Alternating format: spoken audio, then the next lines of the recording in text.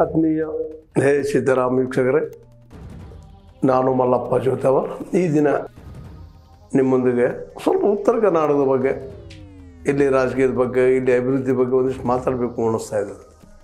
ಈಗಾಗಲೇ 371 ಮೂಲಕ 6 ಜಿಲ್ಲೆಗಳಿಗೆ ಏನೋ ಡೆವಲಪ್ ಮಾಡ್ತೀವಿ ಅಂತ ದುಡ್ಡು ತೆಗೆದಿಡೋದು ಮಾಡೋದೆಲ್ಲ ಮಾಡಿದರು. ಅದೇ ಕಾಲಕ್ಕೆ ನಮ್ಮ ಈಗಾಗಲೇ ನಂಜುಂಡಪ್ಪ ಆಯೋಗ, DM ನಂಜುಂಡಪ್ಪನವರು ಇಡೀ ಉತ್ತರ ಕರ್ನಾಟಕಕ್ಕೆ ಯಾವ ರೀತಿ ಅನ್ಯಾಯ ಆಗಿದೆ ತಿಳ್ಕೊಂಡು ಅದಕ್ಕೆ ಪರಿಹಾರಗಳನ್ನು ಸೂಚಿಸಿ ತಮ್ಮ ವರದಿಯನ್ನು ಕೊಟ್ಟಿದ್ದರು. ಅದನ್ನು ಸಹಿತ ಪೂರ್ತಿಯಾಗಿ ಇವರು ಇವತ್ತಿನ ರಾಜಕಾರಣಿಗಳು ಮಾಡ್ತಾಯಿಲ್ಲ. ಮತ್ತಿನ್ನೊಂದು ಮಾತು ಹೇಳೋದಪ್ಪ ಅಂತಂದ್ರೆ, ಕಾವೇರಿಗೆ ಸಿಗುವಷ್ಟು ಮಹತ್ವ ಇಲ್ಲಿ ಕೃಷ್ಣಾ ನದಿಗೆ ಸಿಗ್ತಾ ಇಲ್ಲ ಅನ್ನುವಂಥದ್ದು. ಮೊದಲಿನಿಂದ ಇದು ನಡ್ಕೊಂಡು ಬಂದದ. ಯಾಕೆ ಹಿಂಗೆ ಆಗ್ತದಪ್ಪ ಅಂತ. ಹೀಗಾಗಿ ಒಂದು ರೀತಿ ಮಲತಾಯಿ ಧೋರಣೆಯಿಂದಾಗಿ ಉತ್ತರ ಕರ್ನಾಟಕ ನಾವು ಸಪ್ರೇಟ್ ಮಾಡ್ಕೋಬೇಕು, ಸಪ್ರೇಟ್ ಆಗಬೇಕು ಅನ್ನುವಂಥ ಒಂದು ಕೂಗ ಎದ್ದು ಬರ್ತಾಯಿದೆ. ಮುಂಬೈ ಕರ್ನಾಟಕ ಆಗಿರ್ಬೋದು, ಕಲ್ಯಾಣ ಕರ್ನಾಟಕ ಆಗಿರ್ಬೋದು, ಕಿತ್ತೂರು ಕರ್ನಾಟಕ ಆಗಿರ್ಬೋದು, ಹೆಚ್ಚು ಕಡಿಮೆ ಏರಿಯಾದಲ್ಲೇ ದಕ್ಷಿಣ ಭಾಗದಲ್ಲಿ ಬೆಂಗಳೂರು ಸುತ್ತಮುತ್ತ ಇರುವಂಥ ಜಿಲ್ಲೆಗಳಲ್ಲಿ ಆದಂಥ ಡೆವಲಪ್ಮೆಂಟ್ ಇಲ್ಲಿ ಇಲ್ಲ ಅನ್ನುವಂಥ ಅಸಮಾಧಾನ, ಕೊರಗ, ನೋವು, ಸಂಕಟ ಈ ಭಾಗದ ಜನರಲ್ಲಿ ಮೂಡ್ತಾ ಇದೆ. ಅದಕ್ಕೆ ಅನುಗುಣವಾಗಿ ಸಹಜವಾಗಿ ನಾಯಕರಾದವರು ಸಹಿತ ಏನು ಕಾರಣಕ್ಕೂ ದಕ್ಷಿಣದ ಆಡಳಿತ ಕಾರಣವನ್ನು ಗೌರ್ಮೆಂಟ್ ಹಾಕುವಂಥ ಪ್ರವೃತ್ತಿನೂ ಹೆಚ್ಚಾಗಿದೆ. ಇದಕ್ಕೆ ಒಂದೇ ಕಾರಣ ಅಂಥೇಳಿ ಹೇಳೋಕ್ಕಾಗುವುದಿಲ್ಲ. ಅನೇಕ ಕಾರಣಗಳಿದ್ದಾವೆ. ಅನುದಾನಗಳನ್ನ ಸ್ಯಾಂಕ್ಷನ್ ಮಾಡ್ತಾರೆ, ಅನುದಾನ ಸರಿಯಾಗಿ ಬಿಡುಗಡೆ ಮಾಡೋದಿಲ್ಲ. ಅದೇ ಕಾರಣಕ್ಕೆ ನಮ್ಮ ನಾಯಕರು, ಉತ್ತರ ಕರ್ನಾಟಕ ನಾಯಕರು ಹೆಚ್ಚು ಕಡಿಮೆ ಬೆಂಗಳೂರು ಹೋಗಿ ಸೆಟ್ಲ್ ಆಗುವಂಥ ವಿಚಾರಗಳು ಮಾಡುವವರು ಹೆಚ್ಚಿಗಿದ್ದಾರೆ. ಮತ್ತು ಇಲ್ಲಿ ಅಭಿವೃದ್ಧಿ ವಿಶೇಷವಾಗಿ ಜನಸಾಮಾನ್ಯರಿಗೆ ಇಲ್ಲಿ ಶಿಕ್ಷಣದ ಕೊರತೆಯಿಂದಾಗಿ ಶಿಕ್ಷಣ ಒಳ್ಳೆಯ ಪ್ರಮಾಣದಲ್ಲಿ ದೊರೆಯೋದ್ರಿಂದಾಗಿ ಸಹಜವಾಗಿ ನಮ್ಮ ಹಕ್ಕುಗಳನ್ನು ಕೇಳುವಂಥ ಪ್ರವೃತ್ತಿಯು ಕಡಿಮೆ ಆಗಿಬಿಟ್ಟದೆ. ಹೀಗಾಗಿ ಉತ್ತರ ಕರ್ನಾಟಕ, ಅದರಲ್ಲೂ ಬಾರ್ಡರ್ ಕರ್ನಾಟಕಗಳು ಪೂರ್ತಿಯಾಗಿ ಅವಗಾಹನೆಗೆ ಒಳಗಾಗ್ಯವಂಥವು. ಒಂದು ಡೆವಲಪ್ಮೆಂಟ್ ಆಗ್ತಾ ಇಲ್ಲ. ಇನ್ನೂ ನಮ್ಮ ಬಾರ್ಡರ್ಗಳಲ್ಲಿ ಇವತ್ತು ಮಹಾರಾಷ್ಟ್ರ ಕರ್ನಾಟಕ ಬಾರ್ಡರ್ದಲ್ಲಿ ಆಗಿರ್ಬೋದು, ಆಂಧ್ರ ಕರ್ನಾಟಕ ಬಾರ್ಡರ್ದಲ್ಲಿ ಆಗಿರ್ಬೋದು, ಉತ್ತರ ಕರ್ನಾಟಕದ ಗೋವಾ ಮತ್ತು ನಮ್ಮ ಕರ್ನಾಟಕದ ಗಡಿಯಲ್ಲಿ ಆಗಿರ್ಬೋದು, ಇವೆಲ್ಲ ನೋಡ್ತಾ ಬಂದಾಗ ಇಲ್ಲೇ ವಿಶಿಷ್ಟವಾದಂಥ ವಿಶೇಷವಾದ ಡೆವಲಪ್ಮೆಂಟ್ ಕಾಣ್ತಾ ಇಲ್ಲ ಅಂತ ಭಾಳಷ್ಟು ಜನರ ಅಭಿಪ್ರಾಯ. ಇದಕ್ಕೆ ಕಾರಣ ಏನು ಅಂತಂದ್ರೆ, ಬೆಂಗಳೂರು ದೂರದ ಅಂತನ್ನುವಂಥ ಮಾತು. ಒಮ್ಮೆ ಹೋಗಿ ಬರಬೇಕಪ್ಪ ಅಂತಂದ್ರೆ ಸಹಿತ ಒಂದು ದಿನ ಎಲ್ಲ ಸೌದು ಹೋಗೋದ್ರಿಂದಾಗಿ ನಮ್ಗೆ ಸಪ್ರೇಟಾಗಿನ ಒಂದು ರಾಜ್ಯ ಕೊಡ್ರಿ ಅಂತ. ಯಾಕಂದ್ರೆ ಕೃಷ್ಣಾ ನದಿ ನೋಡ್ಬೇಕಾದ್ರೆ ಒಂದು ನಮ್ಮ ಕರ್ನಾಟಕದಲ್ಲಿ ಹೆಚ್ಚು ಕಡಿಮೆ ಅದು ಪಂಜಾಬಲ್ಲಿ ಇರುತ್ತಿರುವಂಥ ಒಂದು ದೊಡ್ಡ ನದಿ ಅಷ್ಟರ ಮಟ್ಟಿಗೆ ನಾವು ಕಂಪೇರ್ ಮಾಡ್ತಾಯಿದ್ದೀವಿ. ಗಂಗೆಯಲ್ಲಿ ಅದು ಬಂದಂಗೆ ಪಂಚ ಜಿಲ್ಲೆಗಳಲ್ಲಿ, ಉತ್ತರ ಕರ್ನಾಟಕದ ಎಲ್ಲ ಜಿಲ್ಲೆಗಳಲ್ಲಿ ಹರಿದು ಹೋಗುವಂಥ ಕೃಷ್ಣ ನಮಗೆ ಪೂರ್ಣ ಪ್ರಮಾಣದಲ್ಲಿ ದೊರೀತಾ ಇಲ್ಲ ಅನ್ನುವಂಥ ಕೊರಗೆ ನಮ್ಮಲ್ಲಿ ಅದ. ಮತ್ತು ಕಡಿಮೆಯಲ್ಲಿ ಎಷ್ಟು ಇಂಪ್ರೂವ್ಮೆಂಟ್ ಆಗಿತ್ತು, ನಮ್ಗೆ ಬೇಕಾದಂಥ ನೀರಿಂದ ಎಷ್ಟು ಬೇಕಾಗಿತ್ತು ಅದು ಆಗೇ ಇಲ್ಲ. ಹೀಗಾಗಿ ಇನ್ನೂ ಅನೇಕ ಭಾಗಗಳು ಡ್ರೈ ಲ್ಯಾಂಡ್ಗಳಾಗಿದ್ದಾವೆ ಉತ್ತರ ಕನ್ನಡದಲ್ಲಿ.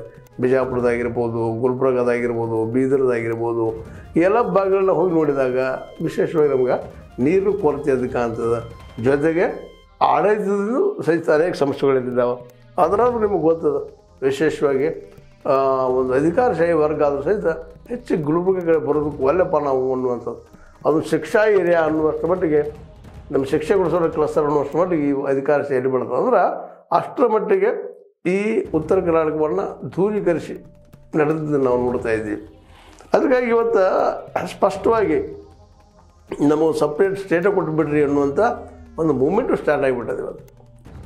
ಅದಕ್ಕೆ BR ಪಾಟೀಲ್ ನೀವು ಮಾತುಗಳನ್ನು ಕೇಳಿರ್ಬೋದು, ಅಥವಾ ಇವತ್ತಿನ ಕ್ಯಾಬಿನೆಟ್ದಲ್ಲಿ ನೋಡ್ರಿ ನೀವು ಯಾರಿಗೆ ಎಷ್ಟು ಸಿಕ್ಕದಪ್ಪ ಉತ್ತರ ಕನ್ನಡದಲ್ಲಿ ಎಷ್ಟು ಜನ ಮಿನಿಸ್ಟರ್ಗಳಿಗೆ ಅವ್ರ ಪಾಲು ಎಷ್ಟು ಸಿಕ್ಕದು, ಎಷ್ಟು ಜನ ಆಗಿದ್ದಾರೆ, ಮತ್ತು ಆದವ್ರಿಗೆ ಎಷ್ಟು ರೀತಿಯಲ್ಲಿ ಯಾವ ರೀತಿಯಲ್ಲಿ ಇವಕ್ಕೆಲ್ಲ ಡೆವಲಪ್ಮೆಂಟಿಗೆ ಏನೇನು ಮಾಡ್ತಾ ಇದ್ದಾರೆ ಅಂತ, ಏನು ಅವರು ಡೆವಲಪ್ಮೆಂಟು ತಮ್ಮ ಬೇಡಿಕೆಗಳಿಟ್ಟು ತಮ್ಮ ಕೆಲಸಗಳು ಮಾಡಿಸ್ಕೊಳ್ತಾ ಇದ್ದಾರೆ ಅನ್ನೋ ಸಹಿತ ಅಷ್ಟೇ ಮುಖ್ಯ ಅದ. ವಿಶೇಷವಾಗಿ ನಾಯಕರ ಹುಟ್ಟಿ ಬರೋದು ಭಾಳ ಕಷ್ಟ. ಹುಟ್ಟಿ ಬಂದ್ಮೇಲೆ ಅವರು ಸರಿಯಾಗಿ ತಮಗೆ ಬರಬೇಕಾದಂಥ ಏನು ಪಾಲದ ಅಥವಾ ಅದರದ್ದೇನು ಒಂದು ಭಾಗದ ಅದು ಬರೋದಕ್ಕಾಗಿ ಇವರು ಹೋರಾಟ ಮಾಡಬೇಕಾಗ್ತದೆ. ಹೋರಾಟ ಮಾಡೋ ಜೊತೆಗೂ ಸ್ಟೇಟ್ ಗೌರ್ಮೆಂಟ್ ಅಥವಾ ಸರ್ಕಾರ ಇದ್ರ ಬಗ್ಗೆ ಕಾಳಜಿ ವಹಿಸಬೇಕಾಗ್ತದೆ.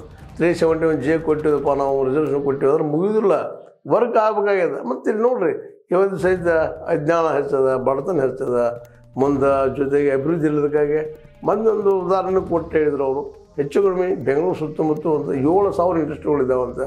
ಇಲ್ಲಿ ನಾವು ಹಾವೇರಿ ಕಡೆ ಬಂದೆವಪ್ಪ, ಈ ಕಡೆ ಬಂದರೆ ಒಂದು 8 ಒಂದು 5-6 ಸಿಗ್ತಾವೆ ಅನ್ನುವಂಥ ಮಾತು.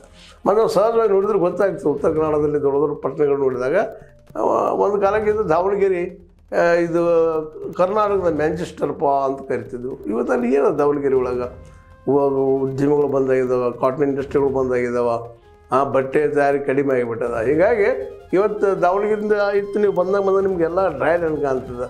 ಮತ್ತು ಜೊತೆ ನೀರಾವರಿ ಇಲ್ಲದಕ್ಕಾಗಿ ಭೂಮಿ ಹಸಿರು ಕಾಣೋದಿಲ್ಲ. ಇವೆಲ್ಲನೂ ಕಾವೇರಿಗೆ ಒಂದು ಸಣ್ಣದು ಏನಾದರೂ ಒಂದು ಆಯ್ತಪ್ಪ ಅಂದರೆ ಜನ ಒಕ್ಕಟ್ಟಿನ ಎದ್ದು ಹೇಳ್ತಾರೆ, ಕಾವೇರಿ ಒಂದು ನೀರು ಹಚ್ಚೋಯ್ತು ಅಂತೇಳಿ. ಇಲ್ಲಿ 100 TMC ನೀರು ಹರಿದು ಹೋಗ್ತದ್ರಿ ಆಂಧ್ರಕ್ಕೆ. ಅದ್ರ ಬಗ್ಗೆ ಯಾರೂ ಗಮನ ಹರಿಸ್ತಾ ಇಲ್ಲ.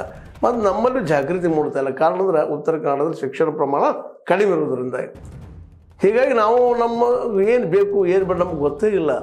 ನಮ್ಮೊಂದು 5 ಕಿಲೋ ಸಿಗ್ತದಪ್ಪ ಸಾಕು ಅನ್ನೋಷ್ಟು ಮಟ್ಟಿಗೆ ಒಂದು ಗ್ಯಾರಂಟಿ ಕಾರ್ಡ್ ಸಿಕ್ಕಾರ ಅದು ಸಾಕು ಅನ್ನೋಷ್ಟು ಮಟ್ಟಿಗೆ ಬಂದಿದ್ದೀವಿ ನಾವು ಮಾನಸಿಕವಾಗಿ. ಮತ್ತು ಇನ್ನೂ ನಾವು ನಮ್ಮ ಭಾಗದಲ್ಲಿ ಅಂತೀವಿ, ಇನ್ನೂ ನಮ್ಮಲ್ಲಿ ಜಾತಿವಾದಗಳು ಸಣ್ಣಗಳು ನಾವು ನೋಡ್ತಾ ಸಣ್ಣತನಗಳು ನೋಡ್ತಾ ಇದ್ದೀವಿ. ಇದು ಕಾರಣ ಅಂದರೆ ನಮ್ಮಲ್ಲಿ ಸರಿಯಾದ ಶಿಕ್ಷಣ ಸಿಗ್ತಾಯಿಲ್ಲ. ಶಿಕ್ಷಣ ಇಲ್ಲದಕ್ಕಾಗಿ ನಮಗೆ ಏನು ಬೇಕು ಏನು ಬೇಡ ಅನ್ನೋದು ಗೊತ್ತಾಗುತ್ತೆ ಇದ್ದೀವಿ. ನಮಗೆ ಇವತ್ತು ಹೆಂಗಾಗ್ಯದಪ್ಪ ಅಂದ್ರೆ ನಮ್ಗೆ ಗ್ಯಾರಂಟಿ ಕೊಟ್ಟರೆ ನಾವು ಬದುಕ್ತೀವಪ್ಪ ಅನ್ನೋಷ್ಟು ಮಟ್ಟಿಗೆ ಬಂದಿದ್ದೀವಿ ನಾವು. ಅಂದ್ರೆ ಆ ರೀತಿ ಅಭಿವೃದ್ಧಿ ಇಲ್ಲದಂತಿಲ್ಲ, ಅಭಿವೃದ್ಧಿ ಇಲ್ಲ, ಉದ್ಯೋಗಗಳಿಲ್ಲ, ಉದ್ಯೋಗ ಸೃಷ್ಟಿಗಳಿಲ್ಲ. ಹೀಗಾಗಿ ಇವತ್ತು ಸಿದ್ದರಾಮಯ್ಯ ಸರ್ಕಾರ ನೋಡ್ರಿ ಇಲ್ಲಿ ಎಂತೆಂಥ ಬುದ್ಧಿವಂತರಿದ್ದಾರೆ. BR ಪಾಟೀಲ್ ಆಗಿರ್ಬೋದು, ರಾಯರೆಡ್ಡಿ ಅವರಾಗಿರ್ಬೋದು. ರಾಯರೆಡ್ಡಿ ಅವರು ಒಳ್ಳೆಯ ಸಮಾಜ ಚಿಂತಕರು, ಸಮಾಜಪರವಾದ ಚಿಂತಕರು. ಅಂಥವ್ರಿಗೆ ಕ್ಯಾಬಿನೆಟ್ದಲ್ಲಿಲ್ಲ. ಪ್ರಶ್ನೆಗಳು ಮಾಡುವಂಥವ್ರು, ತಮ್ಮ ಬೇಡಿಕೆಗಳನ್ನ ಕೇಳುವಂಥವ್ರು ಅವ್ರಿಗೆಲ್ಲ ಇಲ್ಲ. ಅಂಥ ಒಬ್ಬ ರಾಜಕಾರಣಿಗಳು ಇನ್ನೂ ಅನೇಕ ರಾಜಕಾರಣಿಗಳು ಬರ್ತಾರೆ, ಅವ್ರಿಗೆ ಅವಕಾಶ ಸಿಗ್ತಾ ಇಲ್ಲ. ಯಾಕಪ್ಪ ಅಂತಂದ್ರೆ ವಿಶೇಷವಾಗಿ ಈ ದಕ್ಷಿಣ ಕರ್ನಾಟಕದ ದಬ ಅಂತೀವಿ ನಾವು, ಭಾಳ ಬೆಲೆ ಇಲ್ಲ. ಮತ್ತೊಬ್ಬರು ನೀವು ಅಲ್ಲಿ ಇವತ್ತಿನ ಮಿನಿಸ್ಟರ್ಗಳು ನೋಡಿದಾಗ ಮತ್ತೆ ನೋಡಿದಾಗ ಅವ್ರಿಗಿಂತ ನಾವು ಉತ್ತರ ಕನ್ನಡದಲ್ಲಿ ಇದ್ದಂಥ ನಾಯಕರು ಏನು ಕಡಿಮೆ ಇದ್ದಾರೆ ಅವರು ಅನ್ನೋದು ಸಹಿತ ಪ್ರಶ್ನೆ ಮಾಡಬೇಕಾಗಿದ್ರಿ. ಇವತ್ತು ನಮ್ಮ ಉತ್ತರ ಕನ್ನಡದವರು ಇವತ್ತು ಇಡೀ ಕಾಂಗ್ರೆಸ್ಸಿನ ಅಧ್ಯಕ್ಷರು ಖರ್ಗೆ ಅವರು ಹೇಳ್ತಾರೆ, ಉತ್ತರ ಕನ್ನಡ ನಾವು ಮಾಡಬೇಕಾಗಿದೆ, ಮಾಡ್ತೀವಿ ಅಂತ ಹೇಳ್ತಾ ಇದ್ದಾರೆ. ಏನು ಮಾಡಿದ್ದಾರೆ ಅವರು ನಿಂತು ವಿಚಾರ ಮಾಡಬೇಕಾಗಿದೆ. ಅವರು ಸಹಿತ ಇವತ್ತು ತಮ್ಮ ಮಕ್ಕಳು ಇವರು ರಾಜಕಾರಣ ನಾವು ಬೆಳೆಸ್ಕೊಳ್ತಾ ಇದ್ದಾರೆ ಬಿಡ. ಉತ್ತರ ಕರ್ನಾಟಕವರು ಯಾವ ರೀತಿ ಯಾವ ಮಟ್ಟಕ್ಕೆ ಹೋಗ್ಬೇಕಾಗಿತ್ತು ಅವರು ಮಾಡ್ತಾಯಿಲ್ಲ, ಇನ್ನುಳಿದವರು ಸಹಿತ ಮಾಡ್ತಾಯಿಲ್ಲ. ಹೀಗಾಗಿ ಅದು ನೋಡ್ರಿ, ಬೆಳಗಾವಿಯಲ್ಲಿ ಚರ್ಚೆ ಆಗಬೇಕಾಗಿತ್ತು, ಉತ್ತರ ಕನ್ನಡದ ಸುದೀರ್ಘ ಚರ್ಚೆ ಆಗಬೇಕಾಗಿತ್ತು, ಏನಾಗಿಲ್ಲ ಕೆಲಸಗಳು ಇಲ್ಲಿ ಅಂತೇಳಿ. ಅದ್ರ ಬಗ್ಗೆ ಚರ್ಚೆನೇ ಇಲ್ಲ. ಅದು ಇಲ್ಲಿವರೆಗೆ ಬೇಡ್ತಾ ಇದ್ವಿ. ಬೆಳಗಾವಿಗಿರೋ ನಮಗೊಂದು ವಿಧಾನಸೌಧ ಕಟ್ಟಿಕೊಟ್ಟರು, ಮಾಡಿದರು, ಒಳ್ಳೆ ಕೆಲಸನ. ಆದರೆ ಈಗ ಒಂದು 10 ದಿವಸದ ಅಧಿವೇಶನ ಮುಗಿದು ನಂತರ ಅವ್ರ್ಯಾರು ನಾವ್ಯಾರು. ಮತ್ತು ಇನ್ನೊಂದು ಏನಾಗಿಬಿಟ್ಟದಪ್ಪ ಅಂತಂದ್ರೆ ಇಲ್ಲಿ ಸಮಸ್ಯೆಗಳಿಗಾಗಿ ಕೇವಲ ಸ್ಟ್ರೈಕ್ ಮಾಡೋ ಜಾಗ ಆಗಿಬಿಟ್ಟದ್ರು. ಈ ಭಾಗದ ಜನರ ಸಮಸ್ಯೆಗಳನ್ನ ಕೇಳೋದಕ್ಕಾಗಿ ಸ್ಟ್ರೈಕ್ ಆ ಟೈಮ್ದಾಗ ಮಾಡ್ತಾರೆ. ಒಂದು 10 ದಿವಸ ಆಡಿದ್ರೆ ಇವರು ಮನೆಗೆ ಹೋಗಿಬಿಡ್ತಾರೆ ಸ್ಟ್ರೈಕ್ ಮಾಡೋರು. ಅಂದರೆ ಇಲ್ಲಿ ಅನೇಕ ಸಮಸ್ಯೆಗಳಿದ್ದಾವ್ರಿ. ನಿರುದ್ಯೋಗ ಅಂತ ಹೇಳಲಿಕ್ಕೆ ಸಾಧ್ಯ ಇಲ್ಲದಷ್ಟು ಬೆಳೆದು ಬಿಟ್ಟದ. ದಕ್ಷಿಣಕ್ಕಿಂತ ಇಲ್ಲಿ ಹೆಚ್ಚಾಗಿದೆ. ಒಂದು ನೀರಾವರಿ ಯೋಜನೆಗಳು ಎಷ್ಟು ಆಗಬೇಕು ಅಷ್ಟು ಆಗಿಲ್ಲ. ಕೈಗಾರಿಕೆಗಳು ಎಷ್ಟು ಬೆಳಿಬೇಕಾಗಿತ್ತು ಬೆಳೆದಿಲ್ಲ. ಮುಂದೆ ಹೆಂಗೆ, ಇದಕ್ಕೇನು ಪರಿಹಾರ? ಅದಕ್ಕಾಗಿ ಇವತ್ತು ಉತ್ತರ ಕರ್ನಾಟಕ ಒಂದು ಅಭಿವೃದ್ಧಿ ಸಂಘಟನೆಗಳೇನೋ ಒಂದಿಷ್ಟು ಇಲ್ಲಿ ಅನ್ಯಾಯಕ್ಕೊಳಗಂಥ ನಾಯಕರು ಹುಡ್ಕೊಂಡು ಏನೋ ಮಾಡಲಿಕ್ಕಿದ್ದಾರೆ, ಪ್ರಯತ್ನ ಮಾಡಲಿಕ್ಕಿದ್ದಾರೆ. ಆದರೆ ಇದು ಇಷ್ಟು ಮಾಡಿದ್ರೆ ಆಗ್ತದೇನೋ, ಒಂದು ಉತ್ತರ ಕರ್ನಾಟಕ ಅಭಿವೃದ್ಧಿ ಆಗ್ತದೇನೋ. ಇವತ್ತು ಬಾಂಬೆ ಕರ್ನಾಟಕ ಇರ್ಬೋದು, ಕಲ್ಯಾಣ ಕರ್ನಾಟಕ ಆಗಿರ್ಬೋದು, ಅಂದರೆ ಗುಲ್ಬರ್ಗ ಕರ್ನಾಟಕ ಇರ್ಬೋದು, ಬೇಡ ಮೊದಲಿನ ನಿಜಾಂಶಾಹಿ ಕರ್ನಾಟಕ ಆಗಿರ್ಬೋದು, ಇವೆಲ್ಲ ಹಿಂದುಳಿದ ಪ್ರದೇಶಗಳನ್ನ ಇವತ್ತಿಗೂ ಸಹಿತ ಈ ಭಾಗದ ಜನ ಅಲ್ಲೊಬ್ರು ಏನೋ ಉನ್ನತಿಗೆ ಏರಿದ್ದಾರೆ. ಆದರೆ ಇಡೀ ಒಟ್ಟಾರೆಯಾಗಿ ಕ್ಷೇತ್ರ ಅಭಿವೃದ್ಧಿ ಆಗಿಲ್ಲ. ಅದಕ್ಕಾಗಿ ಕರ್ನಾಟಕ ಸರ್ಕಾರಕ್ಕೆ ಮತ್ತು ಸಿದ್ದರಾಮಯ್ಯ ಸರ್ಕಾರ ಕೇಳಬೇಕಾಗಿದೆ ಇಷ್ಟೇ. ಇವತ್ತು ಇದನ್ನು ಎನ್ಕ್ವೈರಿ ಮಾಡಿಸಿ TM ನಂಜುಂಡಪ್ಪನವರು ಏನು ಸಜೆಷನ್ ಮಾಡಿದರು ಈ ಒಂದು ತಮ್ಮ ವರದಿ ಮೂಲಕ ಅದನ್ನು ಅನುಷ್ಠಾನಗೊಳಿಸಿದ್ರಿ ನೀವೆಲ್ಲ. ಇವತ್ತು ನೀವು ಚೆಕ್ ಮಾಡ್ಕೋಬೇಕಾಗಿದೆ ಅಂತ. ಮತ್ತು ಜೊತೆಗೆ ನಾವು ನಿಜವಾಗಿಯೂ ಉತ್ತರ ಕರ್ನಾಟಕಕ್ಕೆ ಅದು ಬೆಳೆದಕ್ಕೆ ಅನುಕೂಲ ಮಾಡಿದ್ದೀವಿ ಅನ್ನೋದು ಸಹಿತ ನಿಮ್ಮ ಮನಸ್ಸಾಕ್ಷಿ ನಿಮಗೆ ಹೋಗ್ಬೇಕಾಗಿದೆ. ಮತ್ತು ಅದೇ ಕಾಲಕ್ಕೆ ಉತ್ತರ ಕರ್ನಾಟಕದ ಈ ಒಂದು ನಾಯಕರನ್ನೊಂದವರು ಒಂದು ಮೂಮೆಂಟ್ ಮಾಡಬೇಕಾಗಿದ್ರೆ, ಒಂದು ಆಂದೋಲನ ಮಾಡಬೇಕಾಗಿದೆ. ಈಗ ರೈತರಾಗುತ್ತಿರುವಂಥ ಅನ್ಯಾಯ ಮತ್ತು ರೈತರ ಪರಿಸ್ಥಿತಿ ಹಂಗಾದ್ರೆ. ಮತ್ತು ಈಗಾಗಲೇ ಪಾರ್ಲಿಮೆಂಟ್ದಾಗ ಹೇಳಿದ್ದಾರೆ, ದಿನದ ಮುಂಜಾನೆ ಸಾಯಂಕಾಲ ದೂರದಾಗ 27 ರೂಪಾಯಿ ಪಾರ್ ಬೀಳ್ತದೆ ಅಂತೇಳಿ. ಮನೆಯಾಗ ಸಹಿತ ಆ ರೀತಿ ವರ್ಕ್ ಆಗ್ತಾಯಿಲ್ಲ, ಪೇಮೆಂಟ್ ಬೀಳ್ತಾ ಇಲ್ಲ. ಮತ್ತು ಟೀಚರ್ಗಳು ಪೋಸ್ಟ್ ಪಾಪ್ಕಂತಂದ್ರೆ ಇದು ಪೋಸ್ಟ್ ತುಂಬಿಕೊಳ್ತಾ ಇಲ್ಲ. ಎಷ್ಟು ಒಂದೆರಡು ರೀ ಸಮಸ್ಯೆಗಳು. ನಿರುದ್ಯೋಗ ಸಮಸ್ಯೆ, ಬಡತನ ಸಮಸ್ಯೆ, ನೀರು ಸ್ವಚ್ಛಲದ ಸಮಸ್ಯೆ, ಜಲ್ ಏನೋ ಪ್ರಧಾನಿಯವರು ಹೇಳ್ತಾರೆ. ಎಷ್ಟು ಈ ಒಂದು ಉತ್ತರ ಕರ್ನಾಟಕ ಪ್ರದೇಶದಲ್ಲಿ ಹೋಗಿ ಮುಟ್ಟಿದಾವೆ ಇವು ನೆಲ ಜಲ, ಸ್ವಚ್ಛ ನೀರು ಎಷ್ಟು, ಕುಡಿ ನೀರು ಎಷ್ಟು ಸಿಕ್ಕಿದಾವೆ ಅಂತೇಳಿ. ಹೀಗಾಗಿ ಎಷ್ಟು ಜನಕ್ಕೆ ಇವತ್ತು ಆಶ್ರಯ ಮಲಗೋದಕ್ಕಿರುತ್ತ ಒಂದು ಮನೆಗಳು ಸಿಕ್ಕಿದಾವೆ ಅನ್ನೋ ಸಹಿತ ಇವತ್ತು ನಾವು ಮತ್ತೆ ಮತ್ತೆ ಕೇಳಬೇಕಾಗಿದೆ.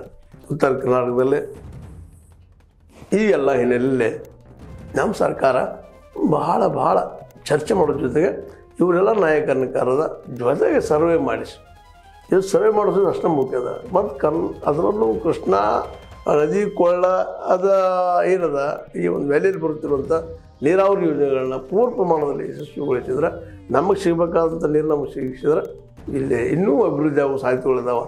ಯಾಕಂದ್ರೆ ಯಾವುದೋ ಒಂದು ಕೃಷಿಗೆ ಮುಖ್ಯ ಬೇಕಾಗಿದ್ದು ನೀರು ಆ ನೀರಾವರಿ ಮಾಡಿಸಿಕೊಟ್ರೆ ಕೃಷ್ಣಾ ನದಿ ಕಾವೇರಿಗಿಂತ ಎಷ್ಟು ಪಾಲು ದೊಡ್ಡದು, ಎಷ್ಟು ದೊಡ್ಡದಪ್ಪ ಅಂತಂದ್ರೆ ಇಲ್ಲಿ ಈ ಭಾಗದಾಗ ಎಲ್ಲ ಕ್ಷೇತ್ರಗಳು ಅಂದ್ರೆ ಉತ್ತರ ಕನ್ನಡ ಹೆಚ್ಚು ಕಡಿಮೆ ಎಲ್ಲ ಕ್ಷೇತ್ರಗಳು ನೀರಾವರಿ ಮಾಡುವಂಥ ಶಕ್ತಿ ಅದಕ್ಕದ.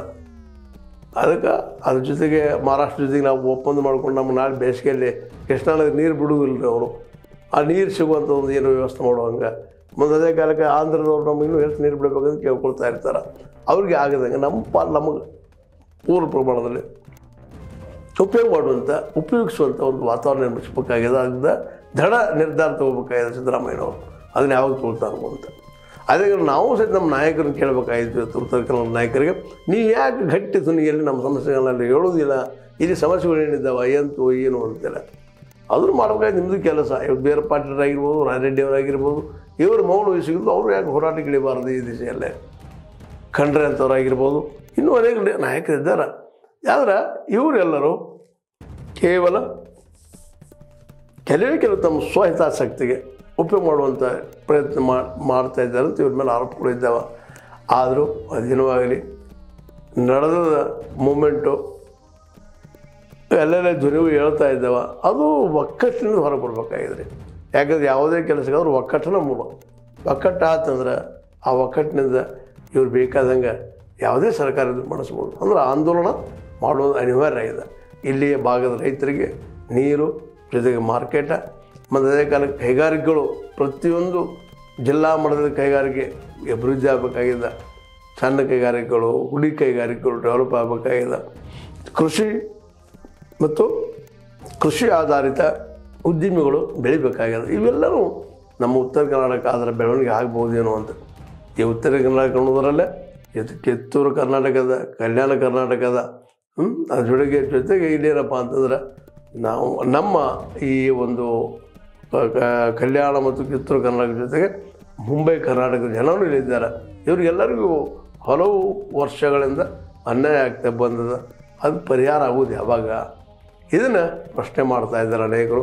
ಅದರಲ್ಲೂ ಈಗಾಗಲೇ BR ಪಾಟೀಲರಾಗಿರ್ಬೋದು ಅಥವಾ ರಾಯರೆಡ್ಡಿ ಅಂತವರಾಗಿರ್ಬೋದು, ಇನ್ನೂ ಅನೇಕ ನಾಯಕರು ವಿಶೇಷವಾಗಿ ಇದನ್ನು ಪ್ರೆಷರ್ ಮಾಡಿ ಮಾಡಿಸ್ಬೇಕಂತ ಪ್ರಯತ್ನ ಮಾಡ್ತಾ ಇದ್ದಾರೆ. ಇದಾದ್ರೆ ಭಾಳ ಒಳ್ಳೆಯದಾಗ್ತದೆ. ಆಗೋದು ಯಾವಾಗ, ಉತ್ತರ ಕನ್ನಡ ಅಭಿವೃದ್ಧಿ ಯಾವಾಗ ಆಗ್ತದೆ, ಇದಕ್ಕೆ ಪ್ರಿಫರೆನ್ಸ್ ಯಾವಾಗ ಕೊಡ್ತಾರೆ ಅನ್ನೋದನ್ನು ಎಲ್ಲರೂ, ಅದರಲ್ಲೂ ಸಿದ್ದರಾಮಯ್ಯನವರು ಈ ಭಾಗದ ಜನಕ್ಕೆ ಮತ್ತೊಮ್ಮೆ ಹೇಳಬೇಕಾಗಿದೆ. ಯಾಕಂದರೆ ಉತ್ತರ ಕರ್ನಾಟಕದ ಈ ಒಂದು ನಿಧಾನಕ್ಕೆ ಸಪ್ರೇಟ್ ಬೀಳುವಂಥ ಕೂಗ ಮುಂದಿನ ದಿನಗಳಲ್ಲಿ ಇನ್ನೂ ಇದು ದೊಡ್ಡದಾಗ್ಬೋದು. ಭಾಳ ದೊಡ್ಡದಾದಾಗ ಆಗ ಪ್ರಯತ್ನ ಮಾಡೋಕ್ಕಿಂತ ಈಗ ಏನದ ಅನ್ನೋದನ್ನು ಚರ್ಚೆ ಮಾಡಿ ಎಲ್ಲ ನಾಯಕರ ಜೊತೆ ಮಾತಾಡಿ ಈ ಒಂದು ಪರಿಹಾರಕ್ಕೆ, ಉತ್ತರ ಕನ್ನಡ ಸಮಸ್ಯೆಗೆ ಪರಿಹಾರಕ್ಕೆ ಮುಂದಾದ್ರೆ ಒಳ್ಳೇದಾಗ್ತದೆ ಅಂತೇಳಿ. ಇಲ್ಲಪ್ಪ ಅಂತಂದ್ರೆ ಇದು ಇನ್ನೊಂದು ಸಮಸ್ಯೆ ಆಗ್ತದೆ, ರಾಜ್ಯದೊಳಗೆ ಇನ್ನೊಂದು ರಾಜ್ಯ ಆಗಬೇಕಪ್ಪ ಅನ್ನುವಂಥ ಒತ್ತಡ ಬರುವ ಸಾಧ್ಯತೆಗಳಿದ್ದಾವೆ. ಈ ನೆಲೆಗಟ್ಟಿನಲ್ಲೇ ಉತ್ತರ ಕರ್ನಾಟಕ ಆಗಿರುವಂಥ ಆಗಬಹುದಾದಂಥ ಒಂದು ಅನ್ಯಾಯಗಳನ್ನು ತಡೆಗಟ್ಟುವಲ್ಲಿ ಯಶಸ್ವಿ ಆಗಲಿ. ಇಲ್ಲಿಯ ಕೃಷ್ಣಾ ನೀರು ಈ ಭಾಗದ ಎಲ್ಲರಿಗೂ ದೊರೆಯುವಂತಾಗಲಿ. ಮತ್ತು ಕಾವೇರಿಗೆ ಸಿಗುವಷ್ಟು ಮಹತ್ವ ನಮ್ಮ ಕೃಷ್ಣಕ್ಕೆ ಸಿಗ್ತಂದ್ರೆ ಎಷ್ಟೋ ಸಮಸ್ಯೆ ಕಡಿಮೆ ಆಗ್ತಾವೆ. ಮತ್ತು ಪ್ರತಿಯೊಂದು ಹಳ್ಳಿಗೂ ಶಾಲೆಗಳು, ಸರ್ಕಾರಿ ಶಾಲೆಗಳು ಬಂದರೆ ಇನ್ನೂ ಉತ್ತಮ ಆಗ್ತದೆ. ಮತ್ತು ಜೊತೆಗೆ ಮೆಡಿಸಿನ್, ಇಲ್ಲಿ ಬಡತನಕ್ಕಾಗಿ ಇಲ್ಲಾದ್ರೂ ಭಾಳ ಜನ ಅನೇಕ ರೋಗಗಳಿಂದ ಸಾಯುತ್ತಿರುವುದು ನಾವು ನೋಡ್ತಾ ಇದ್ದೀವಿ.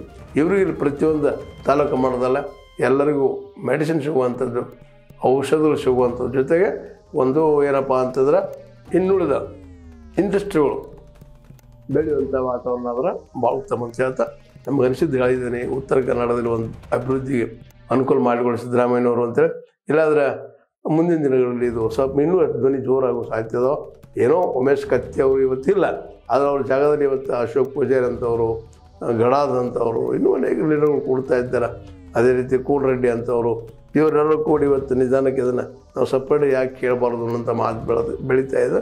ಇದು ಬೆಳೀತಪ್ಪ ಅಂತ ಭಾಳ ಬೆಳೆದಿದ್ದಾಗ ಆಗ ನೀವು ಕೊಳ್ಳಿ ಹಿಡಿಗಿಂತಲೂ ಈಗ ಈ ಒಂದು ಸಮಸ್ಯೆಗೆ ಅಂತ್ಯ ಹಾಡಿದ್ರೆ ಅದಕ್ಕೊಂದು ಸಮಾಧಾನ ಕೊಟ್ರೆ ನಿಶ್ಚಿತವಾಗಿಯೂ ಉತ್ತರ ಕರ್ನಾಟಕದ ಬೇಡಿ ಕುಗ್ಗಬಹುದೇನೋ, ಇಲ್ಲಾಂದ್ರೆ ಉತ್ತರ ಕರ್ನಾಟಕ ಸಪ್ರೇಟ್ ಮಾಡುವಂಥ ಜನ ಭಾಳ ದೂರ ಹೋಗ್ಲಿಕ್ಕಿಲ್ಲ ಅಂತ ಇಲ್ಲಿ ಜನರ ಅಭಿಪ್ರಾಯ. ಏನಂತೀರಿ ನೀವು ಇದಕ್ಕೆ ಸಿದ್ದರಾಮಯ್ಯನವರ? ಅದೇ ಕಾಲಕ್ಕೆ ನಮ್ಮ ಜನ ಏನಂತ ಇದ್ದೀರ ಇದನ್ನೆಲ್ಲ ನೀವು ನಿಮ್ಮ ಅಭಿಪ್ರಾಯ ತಿಳಿಸ್ರಿ, ಹೇಳ್ತಾ ಇರ್ರಿ, ಸಬ್ಸ್ಕ್ರೈಬ್ ಮಾಡಿರಿ, ಜೊತೆಗೆ ಇದನ್ನು ಶೇರ್ ಮಾಡಿರಿ. ಯಾಕಂದ್ರೆ ಉತ್ತರ ಕರ್ನಾಟಕ ಅನ್ಯಾಯಪ್ಪ ಅಂದ್ರೆ ನಮಗೆಲ್ಲರಿಗೂ ಅನ್ಯಾಯ ಆದಂಗೆ ಅಂತ ನೆನೆಸ್ಕೊಂಡ ಈ ದಿಶೆಯಲ್ಲಿ ಏನಾದ್ರು ಪರಿಹಾರ ಆಗ್ಬೋದಾ ಅಂತ ನೋಡೋಣ. ಇದು ನಿಮ್ಮ ಸಿದ್ದಾರಾಮ್ ಸತ್ಯದ ಕೈಗರಲೆ. ವಂದನೆಗಳು.